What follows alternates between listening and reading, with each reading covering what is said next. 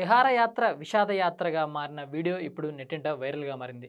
వివరాల్లోకి వెళ్తే హైదరాబాద్‌కి చెందిన కొంతమంది డాక్టర్లు కర్ణాటక టూర్‌కి వెళ్ళడం అయితే జరిగింది. అయితే వీరు ఆదివారం కర్ణాటక టూర్‌కి వెళ్లారు. కర్ణాటక సమీపంలో ఉన్న దగ్గరగా ఉన్న అన్ని టూరిస్ట్ స్పాట్‌లన్నిటిని వీళ్ళు విజిట్ చేయడం జరిగింది.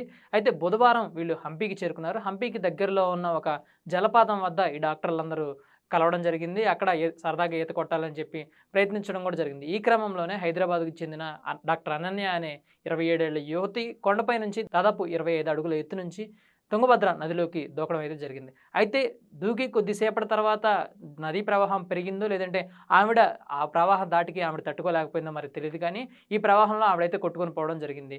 ఆ క్రమంలో ఆవిడ ఆ స్టంట్ చేసేటప్పుడు తీసిన వీడియో అయితే ఇప్పుడు వైరల్‌గా మారిపోయింది. అయితే ఈ క్రమంలోనే వెంటనే వారి మిత్రులంతా కలిసి ఆవిడ కోసం వెతకడం కూడా జరిగింది. ఎంతసేపటికి దొరక్కపోయేసరికి పోలీసులకి ఇంటిమేషన్ ఇచ్చారు. పోలీసులు బుధవారం సాయంత్రం వరకు రెస్క్యూ ఆపరేషన్ అంతా కొనసాగించినప్పుడు కూడా ఆవిడ దొరకలేదు. అయితే గురువారం తెల్లవారుజామున ఆవిడ డెడ్ బాడీ ఒక చోట తేలుతూ కనిపించింది. దాని తర్వాత తీసుకురావడం, పోస్ట్‌మార్టం నిర్వహించడం అంతా జరిగింది.